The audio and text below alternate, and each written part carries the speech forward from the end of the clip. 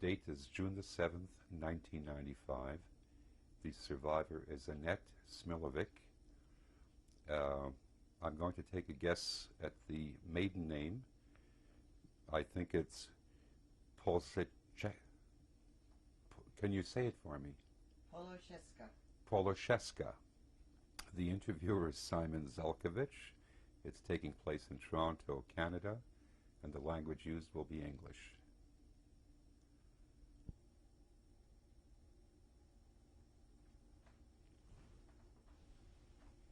Would you please give us your full name, city and country of birth, and date of birth? My name is Annette Smiljovic. I was born in Poland on July the 2nd, 1929. And I was called different names then. And in what city in Poland were you born? Oh, Adamów Lubelski. Adamów Lubelski. And what is that near? Near Luków, Radzin, Demblin, and Lublin. Thank you. Can you tell me, would you remember the approximate population of Adamów?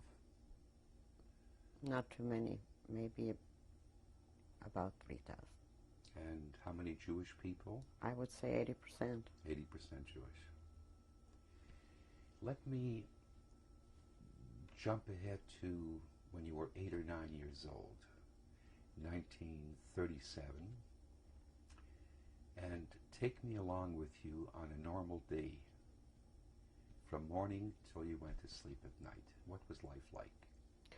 Well, in 1937 was already the Armia Krajowa, which is the AK, were working furiously against the Jews. It was already Hitler movement on, but the day still went on as normal as it was before.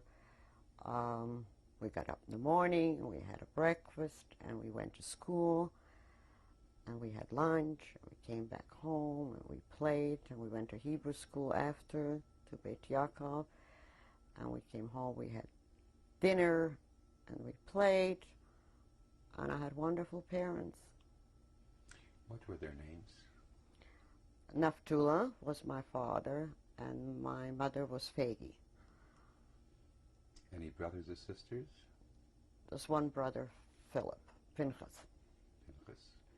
And was he older or younger? Younger than me, about 3 years. He was 3 years younger. What kind of a household was it that you lived in as far as Jewish Yiddishkeit goes? It was modern Orthodox. We observed all the holidays, and my parents went to synagogue every Saturday, and we as children, we did too.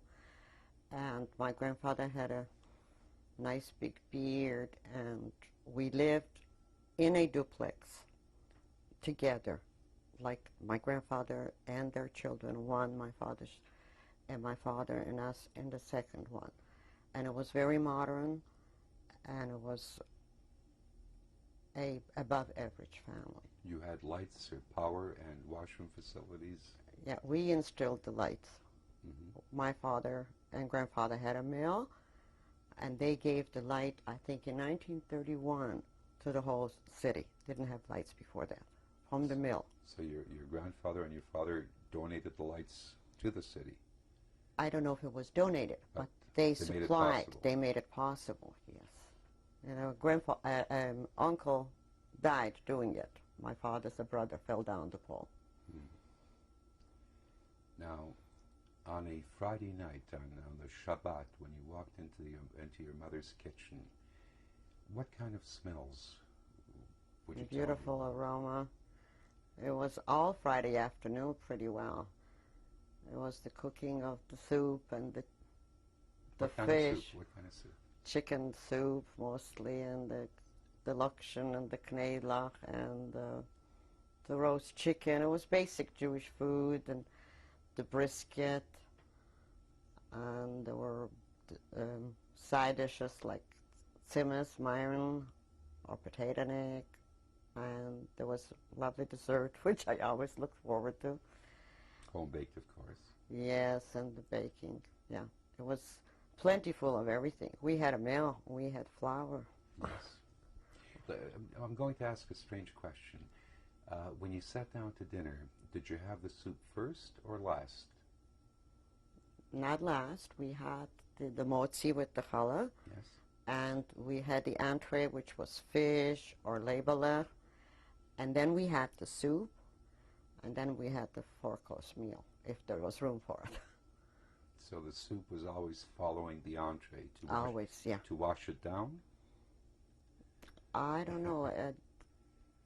I don't know. This was a custom. I think maybe in a lot of households there wasn't plentiful food.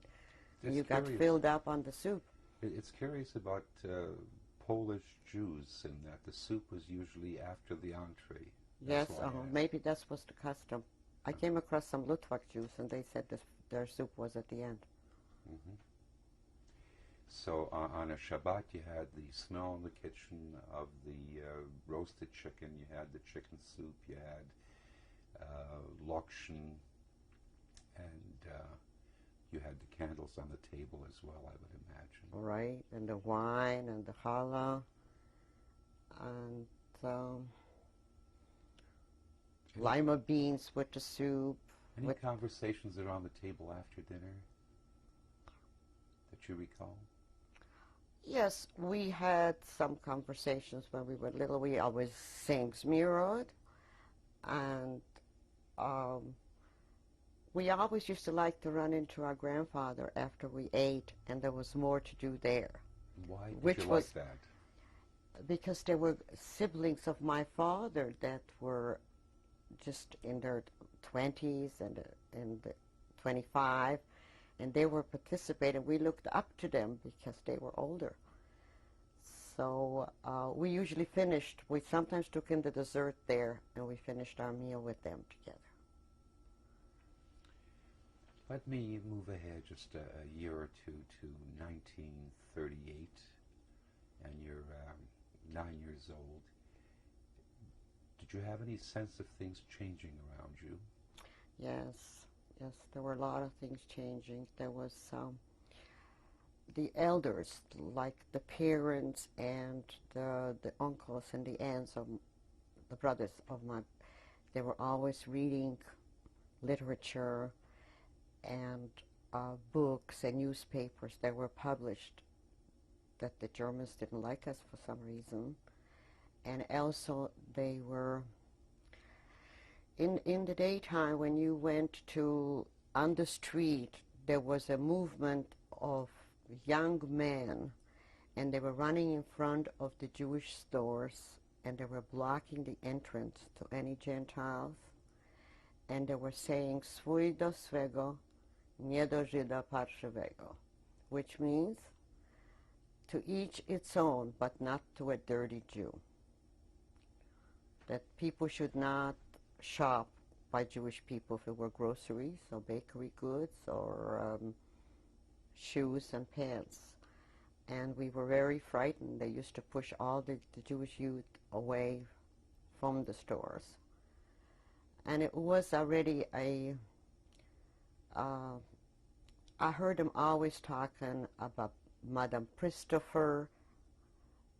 She was a German lady that observed kashrut, and they did not let the shrita go on with the rabbi, the cutting of the beef or the chickens, and that we weren't going to be able to get this, and things like that. They were saying a lot of things that as a child I didn't understand, but now I do more so. But I saw the fear in my parents' eyes at that time already.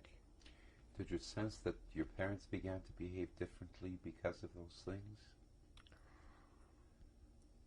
I don't know if differently.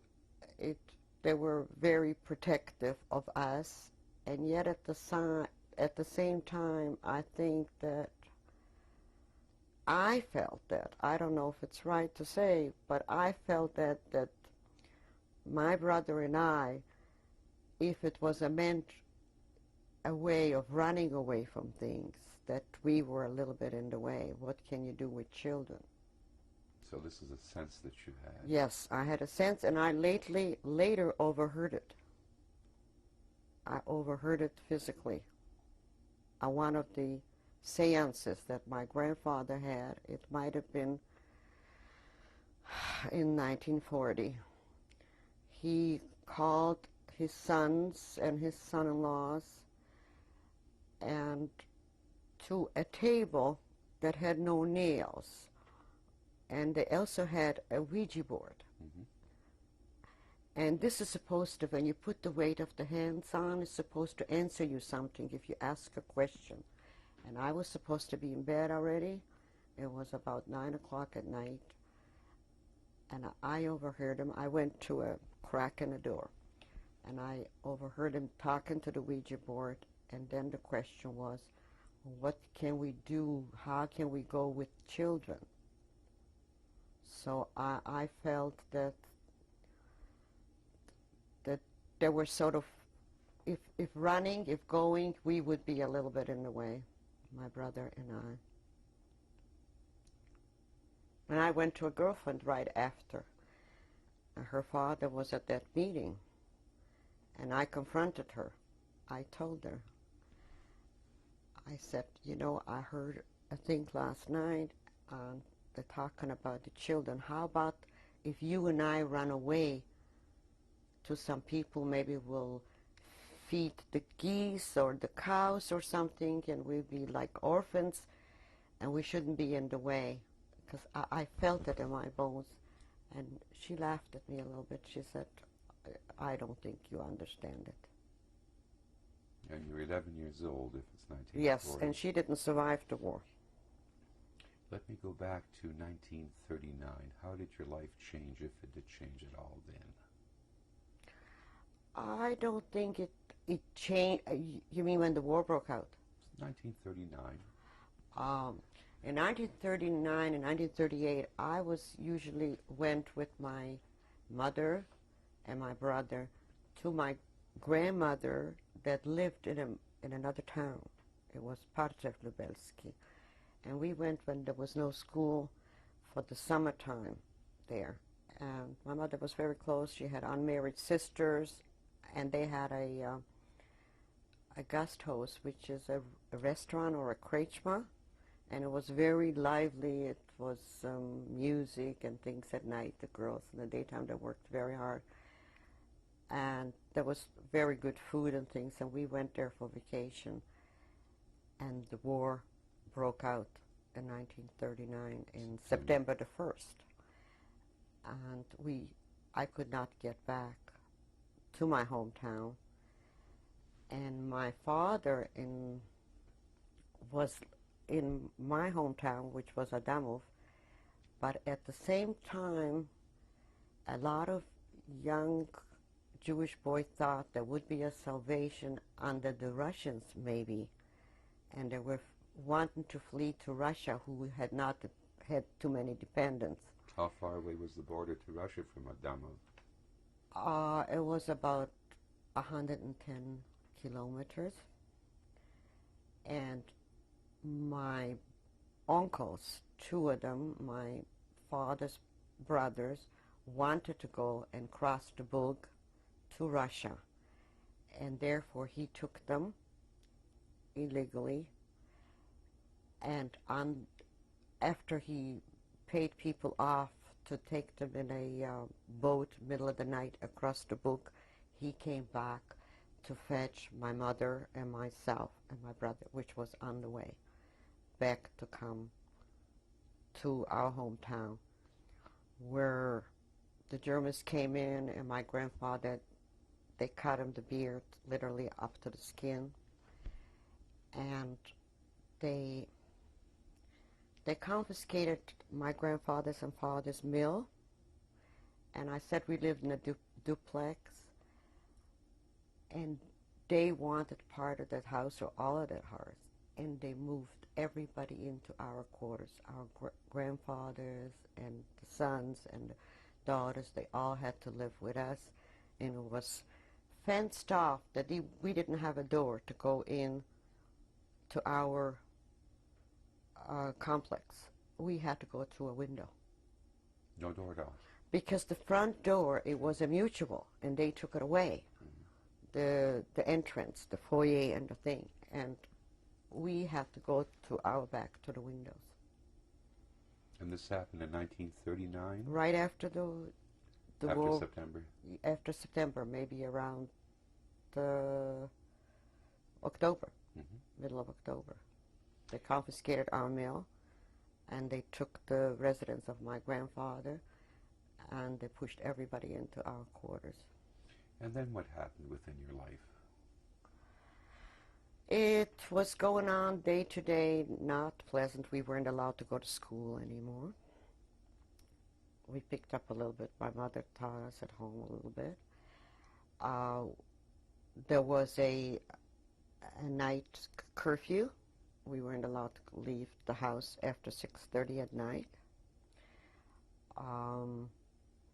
There was no food coming into the place. My grandfather was instrumental to go to some of the people that he did their wheat and their soybeans or whatever it was to make kasha and to make flour.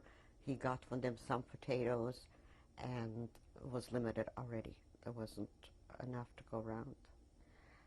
And we lived from day to day, and it wasn't pleasant. You always heard of news of this one getting hit and this one. When I heard the elder people talking, and every so often a person was taken away. In the middle of the night, the person is not here anymore. And that same thing happened to a cousin's fiancé that they took away, and they took away a very good friend. He was Gentile. The doctor from the town, which was my father's, let him rest in peace, very good friend. And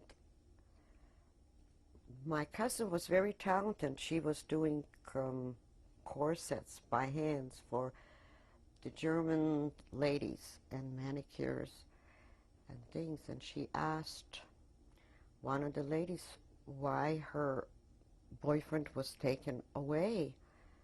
And she got a postcard from Auschwitz from him. Could they please tell her why and to release him? And 2 days later, we buried her. They put her into jail, and they took her out. They said they were going to let her out at 4 o'clock the next day, and they shot her in the back of the jail. And I and an aunt, my father's youngest sister, went to bury her. We grabbed from under the Germans the body. A man did, and we went to the field where the people weren't allowed to go out anymore, the older people. And I watched that service putting her in the ground. And she was the most talented girl that you ever want to know. They shot her just because she was asking for her boyfriend to be released. No, it was very tough already at that time. It was every day you heard of another pogrom in a different city. Jews being taken out. They ran to our place. They thought maybe this would be salvation. My grandfather let in from Warsaw. We lived so crowded, and yet an aunt and an uncle and 3 children, a great aunt, my grandfather's family, were threatened to be taken away from Warsaw, from the ghetto, and they begged to come to a small town. And my grandfather said, "You come here." And they came, and there was room for them, and there was food for them. And the same thing happened from Lukov with an old great auntie, his auntie, that they took away her only son that she had and looked after her. So she was left alone. She had to come here. So we all lived under one roof, just maybe 25 people. And for how long did this existence continue? It continued for about a good year and a half. So we're in 1940, 41. 41? Yeah, maybe middle of 41. And now what's going on with your life? Then my mother had a brother in Dublin, which they used to write to each other, but not with mail. We weren't allowed to use the mail. If somebody went, a Gentile, a friend, took a letter and vice versa. And he said that his wife and his child were taken away with a Wysiedlenie. I don't know if you know what it means. No, I don't. It means an Aussiedlung. That's in German, where the Jews were taken away to camps. And he happened to be at work, and whoever was in town they took away. And there was a chance that this was an ammunition town. It had Dublin had a Luftplatz, a Airport. Yes. And it was a military airport. And they thought that the few men that are left there is a camp nearby, and they would work down there, and maybe there would be a Judenstadt, which the town. So in the letter, my uncle asked if he could be of any help to my mother. And she jumped at it, and she thought it was a good idea because we were going to be hit soon, and she would want to join him with the family. And then another letter came back, and he said, by all means, please do. And my mother and father came to the conclusion that my brother and I would go earlier because she wanted to empty the house and give away all the things to some people that worked in our mill, and they would come maybe in a day or two. And the man that was going to take us was a friend, a Gentile friend of my father's that they did business with, and he offered to take us. It was 7 miles from our place to the station, to Krzywda. And he was going to take a horse and buggy and take us there and then take in the train. I remember like today that I did not want to go, and I was crying. And by the time I said goodbye to my father and mother, we got on the buggy, we came to the train, and the train was gone. And the man said they will sit all night, and there'll be another train at 5:30 or 6 o'clock in the morning. And we did that. And he was too scared to go buy tickets for us.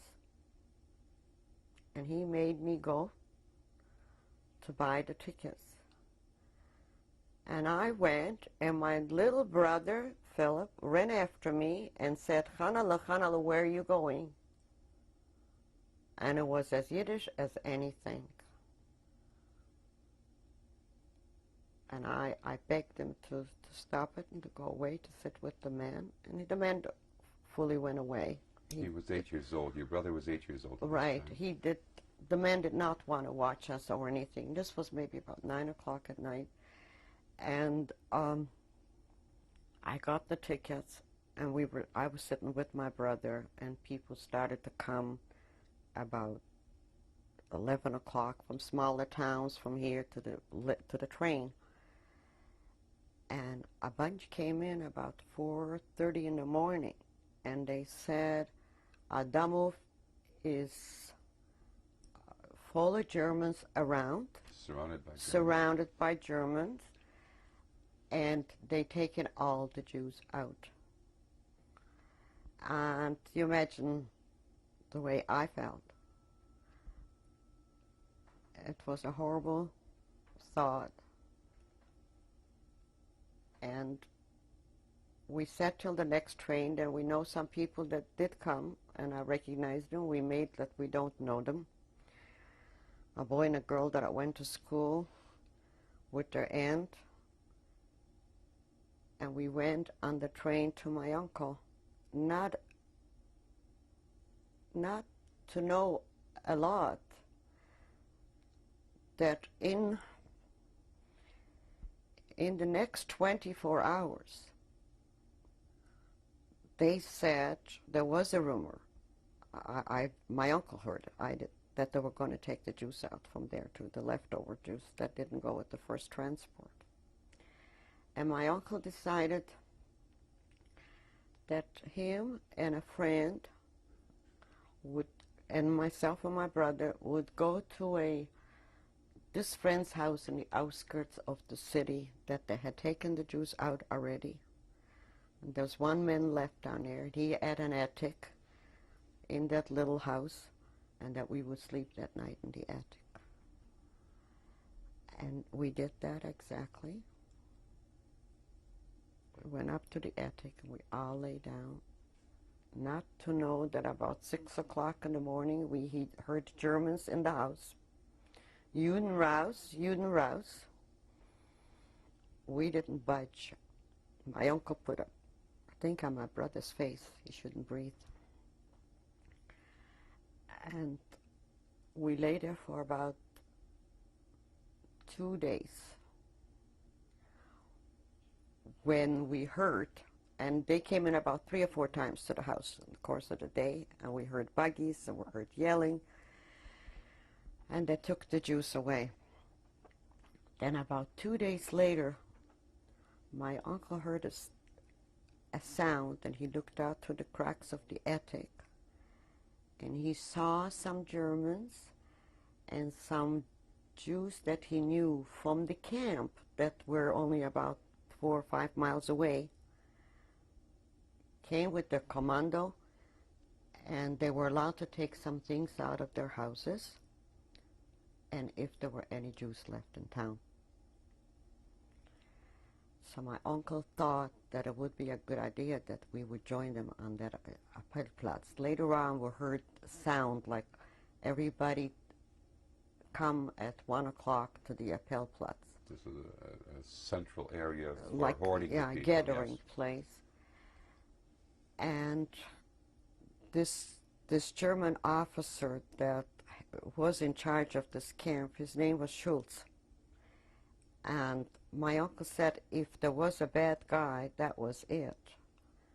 Should we go and face him, or should we just remain here? We would die in the attic. There would be no food, there would be no... So they made an idea that we are to go. And they shot a person right in front of us. He shot. And there were only adults. And here were 2 children. Maybe there was one more child. I don't know. And my uncle used his wisdom. And he put on a long coat, and his friend a long trench coat, and put me in the back of the coat, and the friend, my brother, in the back of the coat, so it would look like there was one person. And we stood there on the Appellplatz, and the people were allowed to go on the horse and buggies with some stuff. And my uncle climbed up too, and we sort of ran out to this camp for where we were not registered. There was a different place. All the people went in, and we were left behind. We went into this camp, and they said there was no way of registering anybody else. We had to walk. We walked with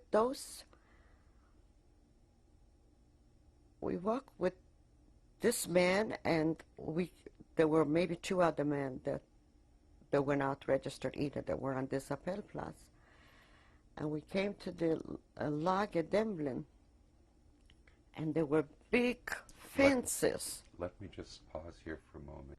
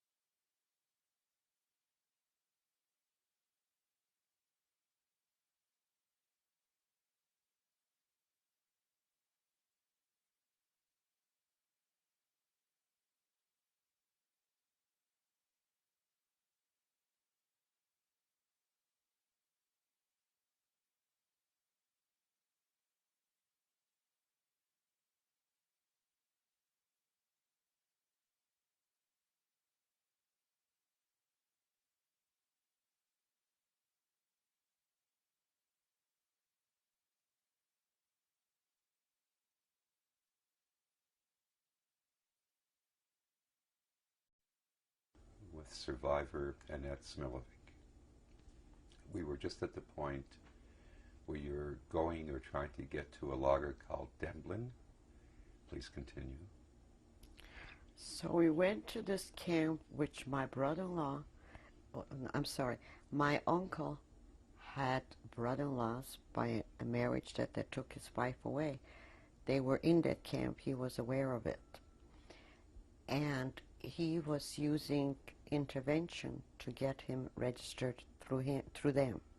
They were very influential. And this was going on, and my uncle asked, what's going to be to the children? And he said, I don't know. There are not supposed to be any children in this camp. There are maybe 3 or 4, but we don't talk about it. And he says, if the children could climb in or get themselves in under the fence, they would be just like the other children, illegal in the camp. So I and my brother and my uncle, we waited till nighttime, and we started digging away dirt from underneath the fence to make a little tunnel to be able to climb under. And we did that successfully, and I and my uncle pushed through my brother first, and then my uncle pushed me through first, and he put the dirt back together, and he went his own way, and we were in the camp, not knowing anybody, because I came from a different town, but this brother-in-law of my uncle knew of us, and we sort of asked for him quietly, and they told him who he was, and he introduced himself, and he sort of hid us under his fridge. You know, there were 3 things, the barracks, and he hid us. And about midnight that night, my uncle came into the camp. He was registered. Tell me on the registration, why was it so important to be registered? If you're registered, you get a portion of bread, you can go to a job, and otherwise an adult in that camp would get shot if he's not legal in there. So any adult found without a specific registration, right, was immediately shot. I see. And you couldn't go to, we didn't get where to sleep, you didn't get anything to eat, and you didn't have a job. So immediately you were illegal and you were target for death. Not that we all weren't, but... So this made the registration very important. Yes. And he got to work, and there was a place for him where he slept on that bridge where he made a piece for my brother, and I got through a sister of these brother-in-laws. There was a wife in the women's camp, and she made a little room for me near her bunk, and I stayed there, and I'm very, very thankful to them for looking out for me. How long were you in that position? Oh, we were in that camp for almost 2 years. And is this how you lived each day? Not exactly. I had to go to work with the children to look after the younger children. Therefore, I got little something to eat down there, and I was able to get myself one of those shenikis, the straw mattress. Yes.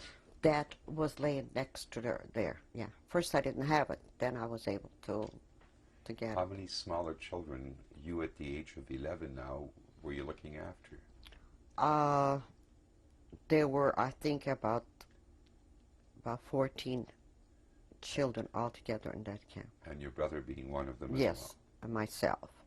And they were ranging from the age of 4 to about 11. And what was the normal day like in this camp? Well, all the people had to get up in the morning and go to Appellplatz, which was Central. they counted everybody. You went Yeah. this way, you went this way, to their works, and they worked at the Luft At the airport. Yeah. Some were working in ammunition. Some were working. They were putting potatoes in the bunkers for the Germans to have in the winter. They were gathering into things, and they had all kinds of jobs. I don't know. I was never there, but that's what I was told. And the women went too. And there was just us left in the camp with a few older ladies that worked in the kitchen. So many times I had to go in and work with them in the kitchen to do some potatoes and some horse meat if we were lucky to make the soup. And I looked after a lot of the smaller children too. And we had a woman that I don't know if she's alive now, but she was a few years ago alive. She was a nurse, and she was left in the camp as a nurse to look after these elderly people and some of maybe the Germans, I don't know. And she looked out for the kids. She was a teacher behind their back. We had little classes. Should we call her name? Yes, I know her name. Her name was Marisha.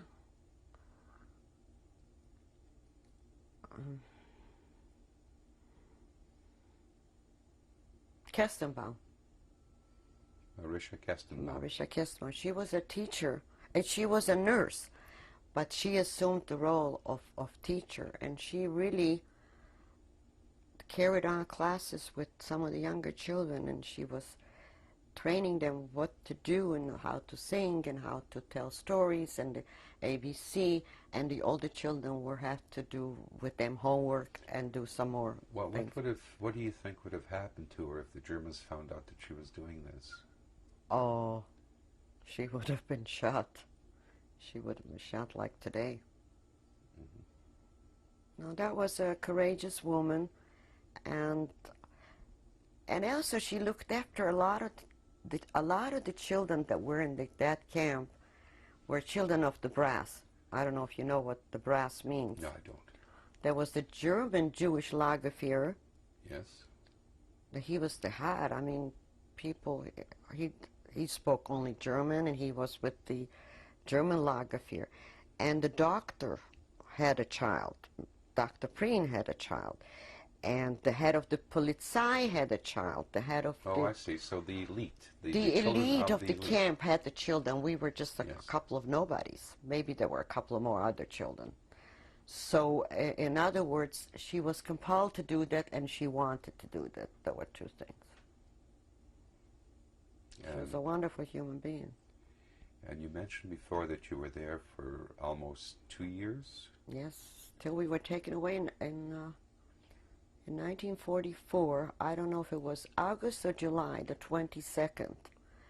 The Russians were coming to make the offensiva, which is the preliminary things, and they occupied half of Poland. And the Poles said, "We sami Warszawę weźmiemy. We ourselves are going to take Warsaw." And they remained just at Warsaw, and at this camp, I saw Russians coming in. I don't know if it was July the 22nd or August the 22nd. They were offensiva, which is the first rozwiedka, with the Russian flag, with the red flag in the jeeps. We were on a bunker high, the advanced column. The advanced column came in, and that day was occupied, and we were told to go on the train. By the way, they had taken a transport away about 10 days prior to the 22nd. They being who? The Germans.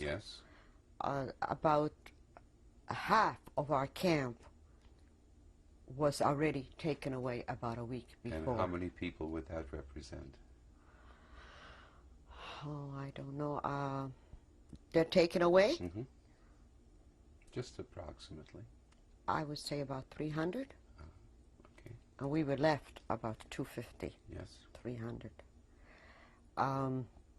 So they were taken away, and with also children that the fate of them is known later on. And the 22nd, we were told to go on the trains, which a train was right away went through our camp. This time by the Russians? You saw the Russians? We saw the Russians coming. And who's telling you to go on the trains? The Germans. Germans, okay. The Germans are telling us to go on the train. And we went on the train, and we saw the Russians, and they occupied that time Poland, half of Poland. And we were in the train, and we were stuck there. We came to Częstochow. What kind of a train was it? It was like a cattle train. Mm-hmm. It was close with not doors like you go into a train, like special latches, etc. Yeah. We were on the floor, and we were on benches, and we were allowed to take a little bit what people had on a little suitcase and was sitting on there. And it was about a day driving in that train. It wasn't that far, but we were left on side trains. We went for maybe 30 kilometers, and we had to stand, and other trains went by. And we got there the 23rd to Częstochow. And my brother and my uncle and all the brass from the camp and the people. And we went through where you go in and you take your clothes off and you take a shower. We didn't know anything about the showers. And you got something to put on, I don't remember what. And they were shaving off your hair. And you were in lines of women, and there were in another barrack men, which I didn't see. And you're 15. I was separated from my brother and my uncle. You're 15 years old at this time. And I was small, undernourished. And as the Lagerführer, his name was... For those who aren't familiar, that would be the camp commander. The camp commander, Częstochow. Yes. There were quite a few camps in that, but we were on the Warta. His name was Bartenschlager. And the lady, they were German, they're aides, I don't know what they were. She was shaving my head, and she looked at him when I was standing down here, and said, "Ja, die kann doch ruhig arbeiten." Yes, she can already work. She wanted to put me in the children's transport, which you'll hear that my brother did not go through with my uncle. Mm-hmm. And I went through, and I got something to wear, and I was given a barrack. And I see these ladies, and they're going like this, and they're breaking their hands, and they, and I says, "What's the matter?" And they said the children were retained. And I says, "What children?" He says, "The children that were in camp." By the way, the children that came with the first transport, they were all shot, and there was 22 of them. And here there were maybe about 8 or 10. And I started crying, and my uncle came out, and he says, "They took away Pinjala from me, and I don't know what to do." And it went by maybe 2 days, and they did not shoot them. But I heard later, I don't know if this is true or not, that this Bartenschlager's wife was having a baby, and there were complications. And the doctor that came with us from the camp, and the druggist, and another doctor, and a sign doctor, a dentist, they all had children, and their children were locked up. And they wanted a concilium from the doctors from our camp. They knew that they were good doctors, and there was big complications. And they said, we're not going to give no concilium. You can shoot us too.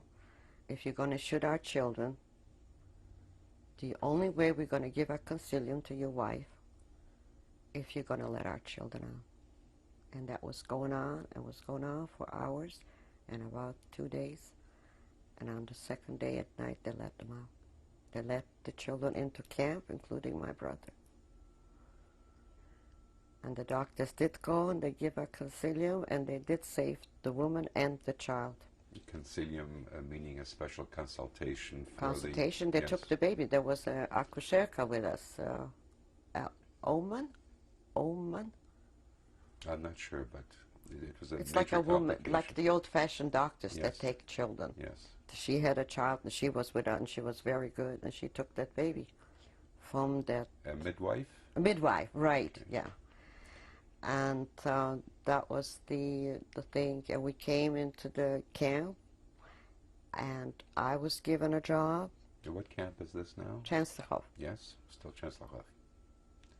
Yes, and my brother was given a job. And what job were you given? I was given a job. It was an ammunition factory that we made bullets, actually, for the Germans. Mm-hmm. And it was a Wiege machine, a weigh scale. Yeah, a scale. And you weighed the bullets on that thing. They went in from, and they weighed, and the heavy ones went on one side, and the normal ones went this way. And then there were other people with the golden covers, yes, and some covered them up, and there were tables and tables and machines of all kinds. There were hundreds of people working there. And I had to work shift work on that machine. And one night I went to work, and I sat in front of that machine, and what I had to do was going, and it made like a noise when was going the machine, you know, like a phonograph almost. And I fell asleep. My eyes closed.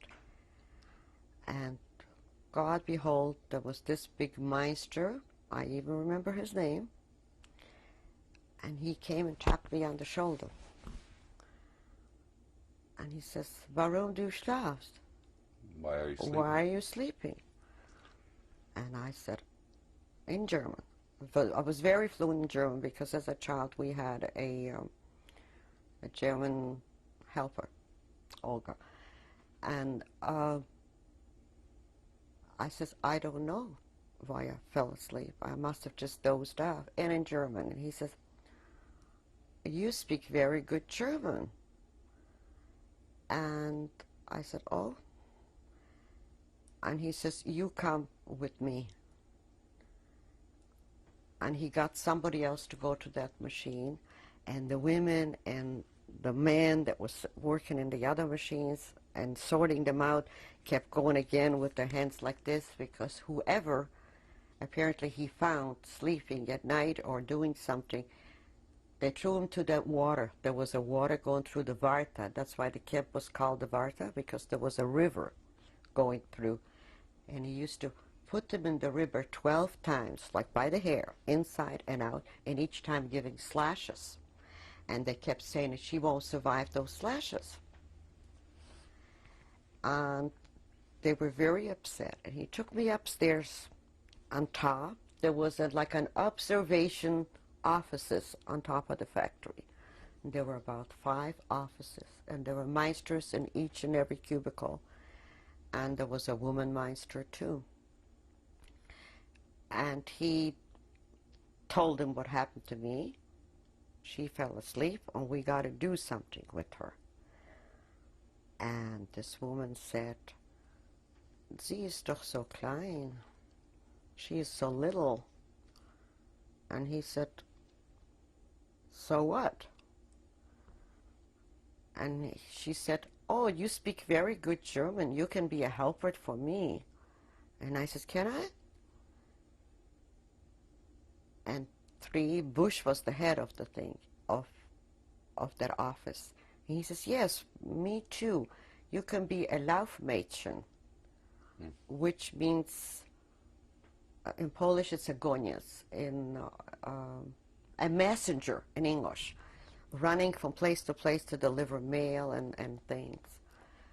I said, "Oh," and she said, "You be here 9 o'clock tomorrow, 8 or 9 tomorrow morning, and you come just as you are, and we're going to see what happens." I went to bed, and those people didn't know what happened to me. So in the morning, before I got up, I put notes on their bed that I'm okay.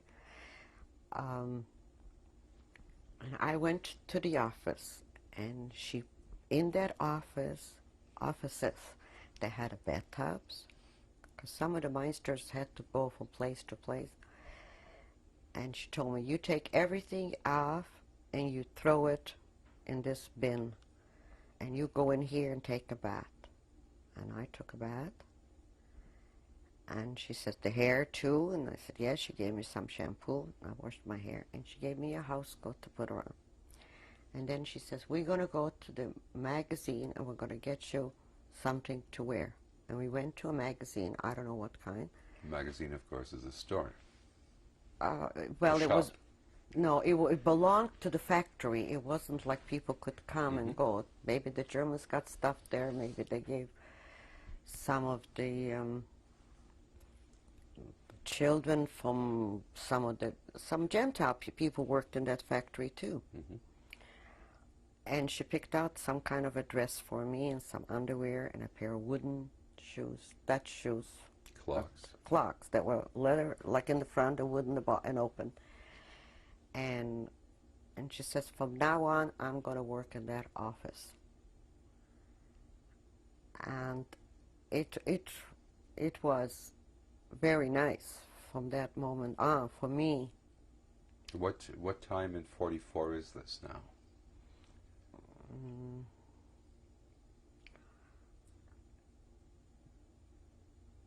I would say about November, the beginning of November, or maybe October. And I worked there, and I had to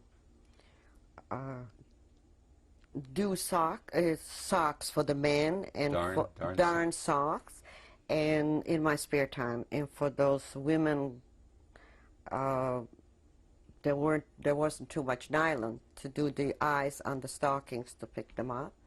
And then I had to deliver mail, and then I had to wash out the bathtub and make them some coffee, and they had sandwiches. And they used to bite in sometimes the sandwiches, and they used to leave it. And she said, "Whatever I want, I can have from here." So I had some of those sandwiches, and some I gave to my brother. And I hid some things. I don't know if I was supposed to or not. I gave some to my uncle.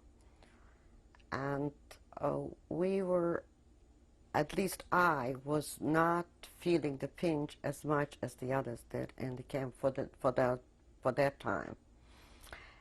And then it went on like this for about 4 or 6 weeks. And one of the Meisters, Wagner, was walking on the factory, and he took my uncle's number, and he said, "You are going to better work." And I confronted, when I found out, I confronted my Lagerführer, Mr. Bosch and Mrs. Friedman, and I said, my uncle's number was taken and he's going to go with a transport elsewhere. "Oh, but he's going to nice Arbeit work." I said, "Well, if he's going to nice work, I want to go to that same work. oh, das kommt doch nicht in Frage. This doesn't come in question. And I started crying, and I said, no, he is my father, and my mother, and my brother, and my sister, and everything. And I want to be, whatever happens to my uncle should happen to me too. And they took, no, I'm going to see what I can do. He came back about a few hours later. He says, I took your uncle off the list. And he's not going to go. That was good again. Anyway, about a week later, all the ones that the names were taken away. We never heard from them again. And my brother worked right next to me in the office. He was doing the, in the bullets and in the things for the factory, they had to make it from bly. What is bly? It's not lead. Aluminum, lead. Mm-hmm. Right. And those coils, he had to wheel them out from that place to the different geschoss. Every station was called a geschoss. The first geschoss, the second, and the third geschoss. And that was his work. And he used to get my sandwiches, and they liked him. They called him the kleine Bub. The young fella, the kleine Bub.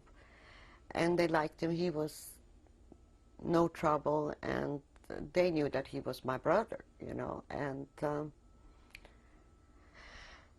those people that they took away, we never saw them since.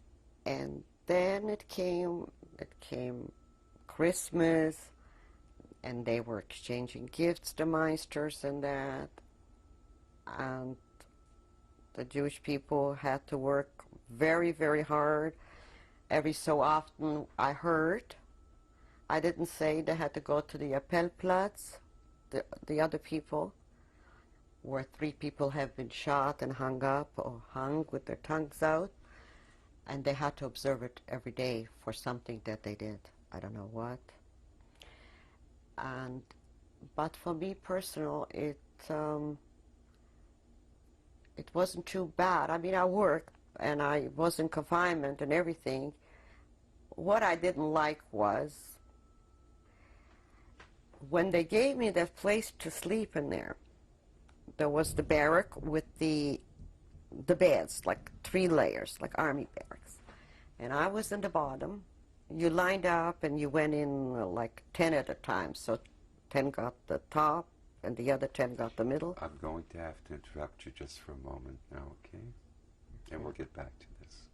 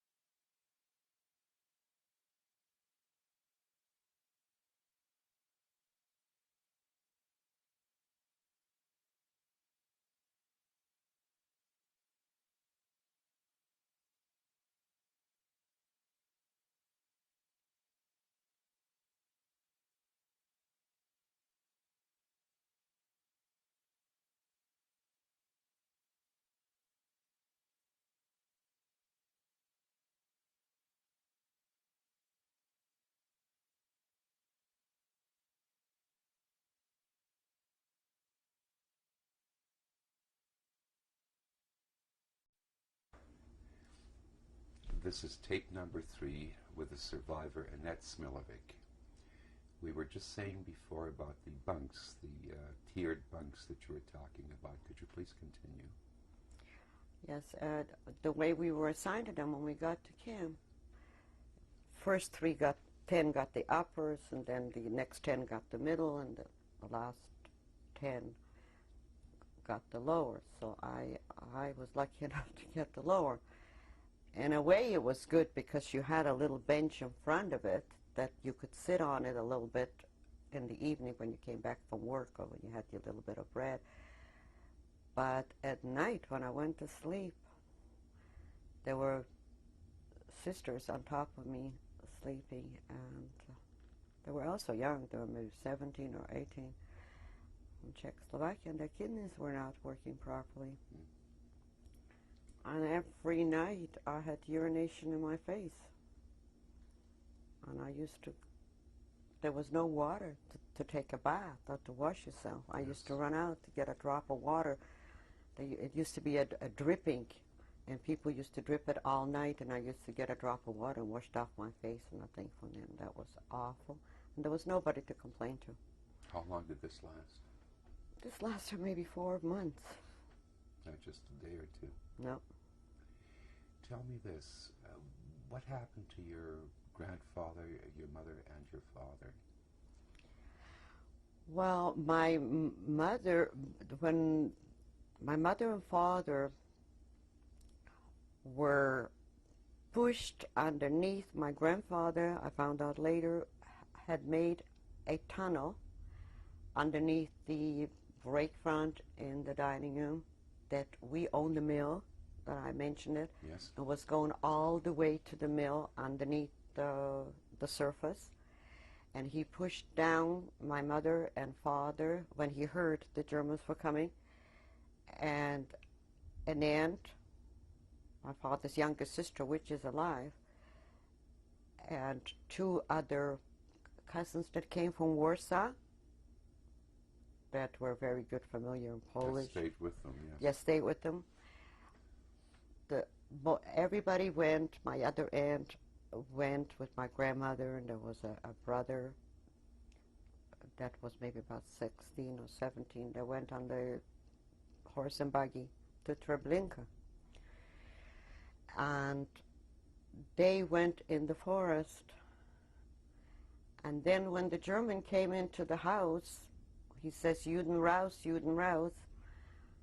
And my grandfather was standing behind a door. I heard that later, after I survived the war, that he had a hatchet in his hand, and he knew that maybe he's going to save his children, and if he's going to make some commotion, they would run away from the house and from the bunker. And he cut off with the hatchet the German that came in his head. How old a man was your grandfather then? I don't know. My grandfather maybe was about 62, 60. And then what happened? Some people buried him on the thing. They just lugged him out, and we don't know. My mother and father were in the forest. I have never met anybody that survived that forest. I understand that a distant relative of mine survived the war in a different forest that we had met in Israel years ago, and he said that there was a man that survived the war by the name of Kerda, that I know the name as a child, and that he said to him that my mother and father were with him in the forest, and there were laying mines for a German train to go by in the partisan, and they blew up the thing, but after that, the train, but after that they came planes, and they kept bombing and bombing the forest, and they killed everybody.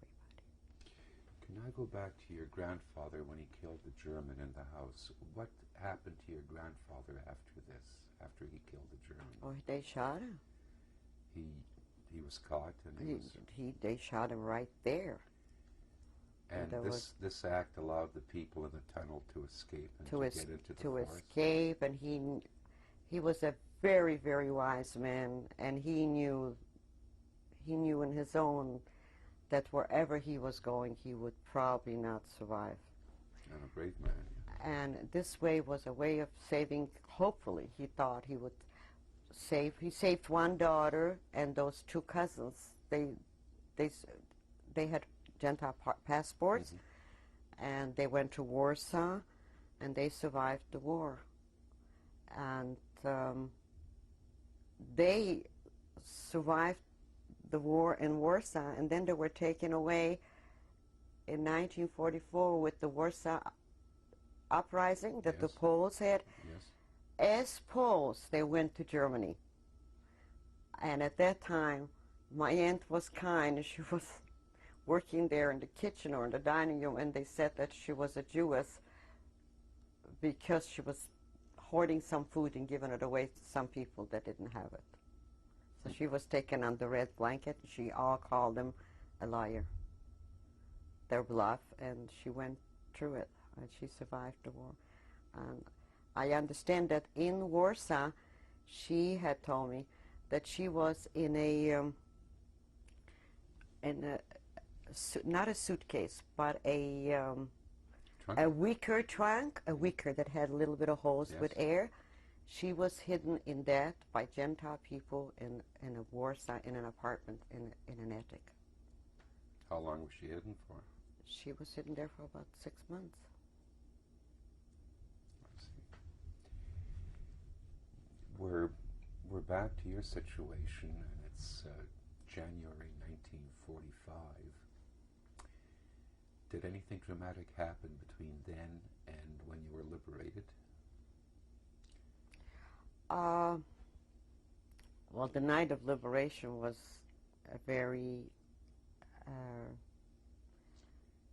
Give me the date of liberation and tell me about it, please. It was January the 17th, 1945. Mm-hmm. And the Who German... Who liberated you? The Russians. Yes. And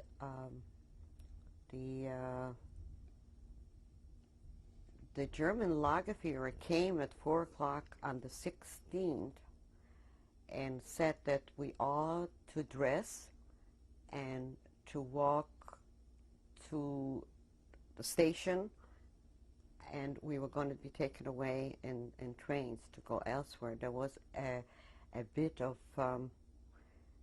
discontentment among the prisoners. Yes. And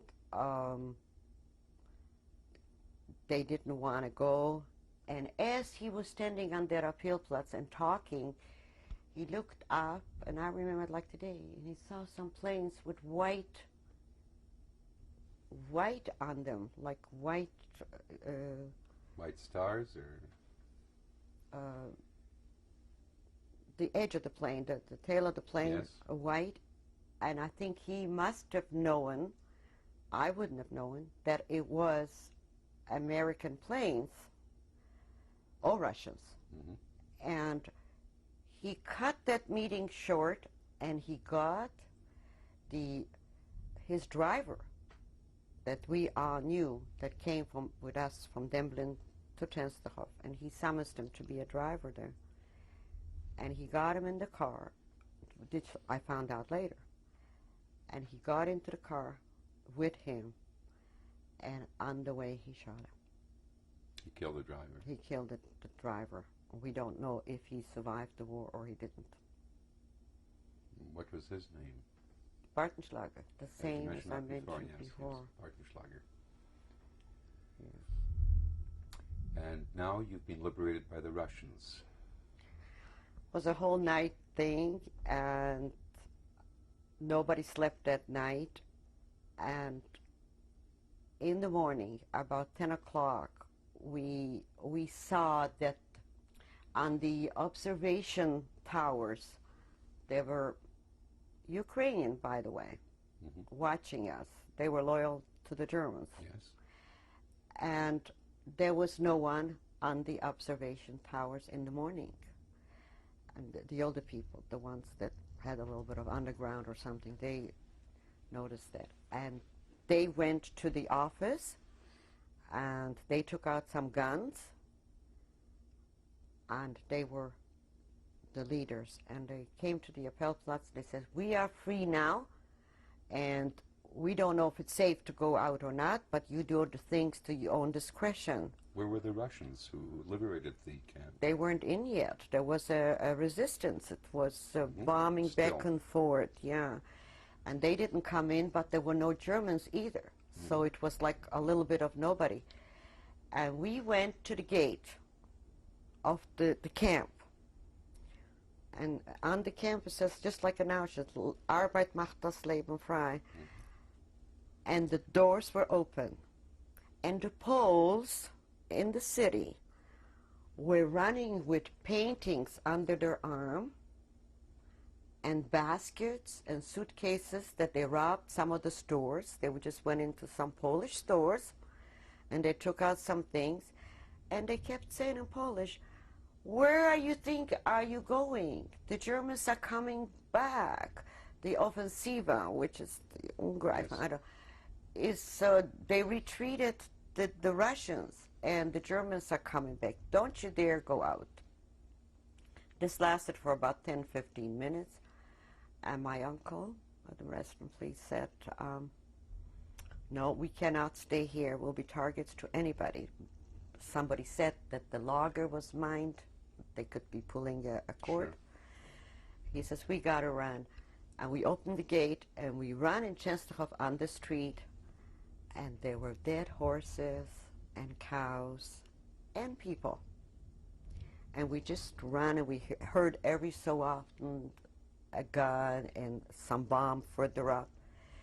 And we ran about 200 meters or 300 meters. And my uncle said, "Here's an open gate. Let's try and go in here." And there was a courthouse. And we went in, and it looked like it was an abundant bakery. And he said, "You know what? We go down to these very concrete steps, like a cellar."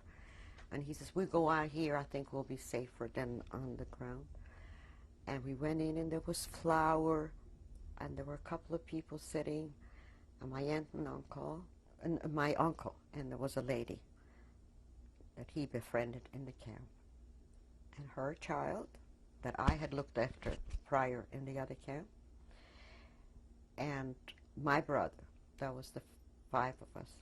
After about 4 hours being in the camp, in that bakery, they said, "We have to go and get some food, something, so we can eat.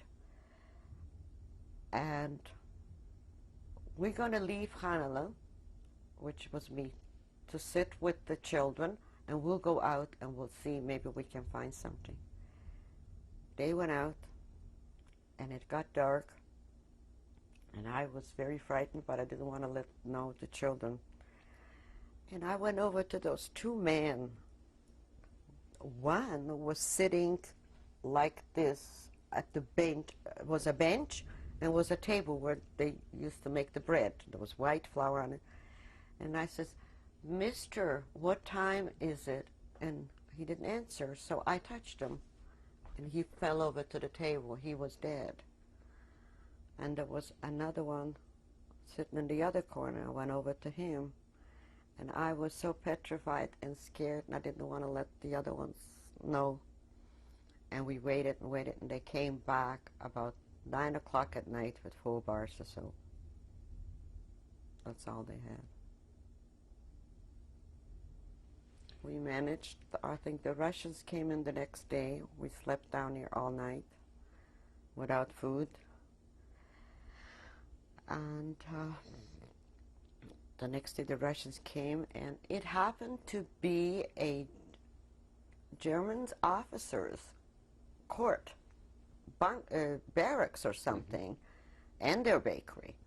And they had fled. And they assigned a lot of the people that were coming back. They were coming from places, someplace where to sleep. So we got sort of a little bit of an apartment all together. And then the Russians threw a bread here and there. Girls were very afraid of them. They made my uncle feel pretty good. He says, "You don't have to worry for now anymore." But the female population was very much scared of them. I don't know for what reason. We found it out later. And after 2 or 3 days, my uncle said, "I have to go find out if anybody survived the war."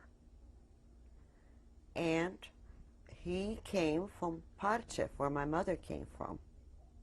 The rest in peace. And he had his mother there, and he had 3 or 4 sisters. And he says, I'm going to try and go, you stay with her here. We didn't have what to eat. She finally got a job in a hospital and got a little bit of soup and shared it with us. She helped out clinic and all the things. That's how we lived. And the trains were broken. There wasn't a straight communication, so he hitchhiked and he went on trains. And the war was still going on, of course. This was... Further. Yes. We were liberated and was going further.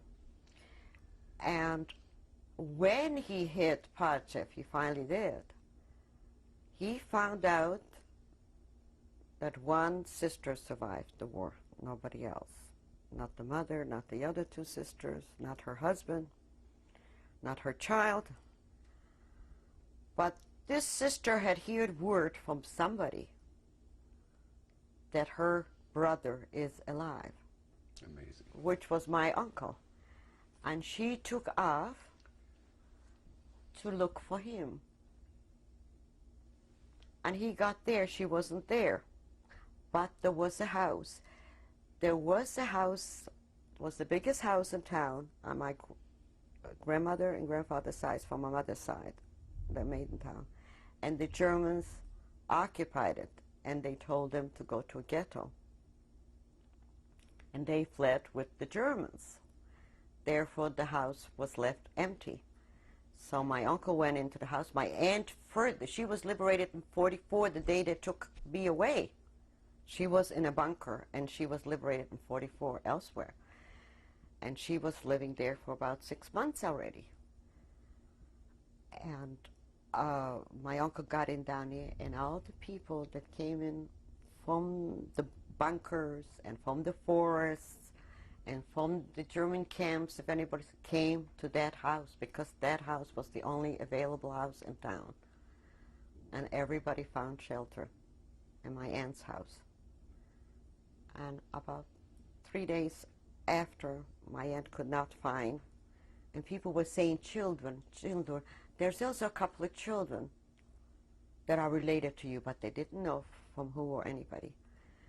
And then my aunt came back, and she found her brother, which she was very happy. And they took a jeep, and they went for us to Częstochow, in which they brought us back. And it took maybe all together about 3.5 weeks that we were on ourselves. So this family that was left was now reunited? Yes, yeah. Till a pogrom from the Poles. Yes, it didn't stop. It didn't stop. Yeah. In 1945, in June. Tell me this. How did you get to come to Canada? After I stayed with my aunt and uncle, my aunt married again. And she had a husband in Pachev. There was a pogrom by the AK, and they killed her husband. Her new husband, her second husband. Her second husband they killed. They wanted a Poland without Jews. They were called the Armia Krajowa. And I witnessed that. I heard that. It was a Monday night. There was the city mark. And they came from all over to sell their wares, their things, and to buy things for their farms. And came in a bunch with trucks. And my uncle belonged to a militia.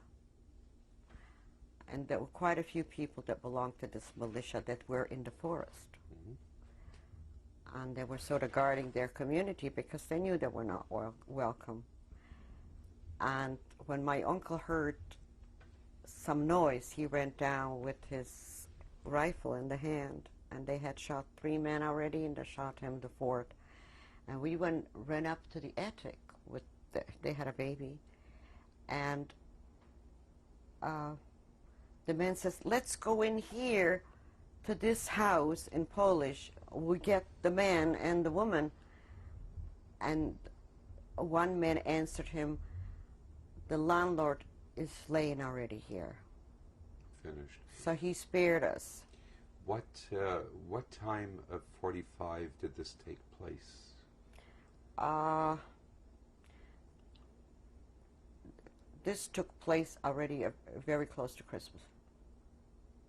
In 45. This is after Europe had been completely and totally... the war was over. The war and was over. The war had been over for some months, and this was still Since going January on. the 17th. Yes. And this was almost 9 months later. Mm-hmm. And she had a 3-month-old baby. She had married in 44. And at that time, she didn't have a husband. So my brother and I were sort of told in a nice way, or they were looking for children from Jewish orphanages, children that survived that were pushed into churches. Mm-hmm. It was called the Coordinatia. And they were picking up youngsters that survived the war and they didn't have no parents. And they told us that we were able to go with them either to Israel or to the United States. And we joined. My brother and I joined. Because my aunt had no income or anything, and we wanted her to be free of us. Yes. So we did that. My uncle went to a German with his wife and his child, a German DP camp, and went to States after. He wasn't able to come to Canada. And we had some relatives in Toronto, my father had, and they emigrated here in the 20s. I was the Green family. And my uncle, Lipa Green, went to the first Jewish Congress in Montreal in 1946 or 45, I don't know. And he said, we have to do everything we can to bring people in that survived the war to Canada, though we had a Mackenzie King that was very much against it, of new immigration, but we are putting down a bond that there will not be any subjects to the government, that will not bleed anybody, will put out so much money. And they got a few citizens to do that. And through the Red Cross, my uncle made me write a letter to Canada and to say, I don't know you, you don't know me, but I understand that you are related to my father and my grandfather, and I and my brother survived the war, and could you do something to be helpful to take us to this country? In what year did you arrive here? 1947. Remember the month? Yes, February the 11th. February the 11th, 1947. That's 50 years. How many children do you have? I have 3. And how many grandchildren? 9. And your husband's name Is is? Sam. Yes. And we thrived. We worked hard. And the most thing that we really wanted is our children should get educated. They should have an easier life than we had. You've succeeded very admirably. I'd like to take this moment to thank you so very, very much for sharing your life with us. Thank you. This is my mother, Feige Ruchel Poloshetsky. Her maiden name was Shapiro, and she came from Pacha. And she was 15 years old. My aunt and uncle is Israel Poloshetsky that my father took to Russia, survived the war, but he's deceased since now. Name, please? Israel Poloshetsky. This is a picture from the orphanage of my brother and his 3 friends in Darmstadt in 1946, near Ulm. Philip Powers II from right. I'm sorry, my brother is second from left. Hanka, this is Hanka or Annette Smilowik in 1947 in Kassel, near Ulm.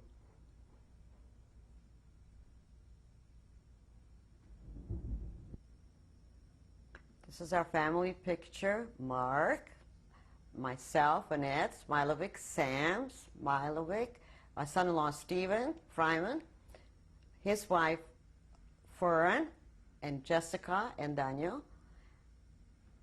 and Neil, the newlyweds, Neil Smiley and Jordana, and Aviva, and Yael and Dovey. The oldest grandchild is Jessica Fryman. She's holding the youngest, which is Jared Smiley. The next one's from Detroit, Yaeli, and Fern's son, Daniel Fryman, David Fryman,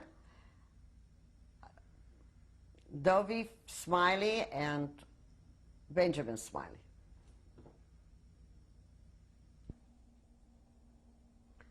Hi, this is my husband Sam, myself, Annette, my daughter Fern, her oldest daughter Jessica, and Daniel, and the little baby is David. We all happy, we all live in Toronto.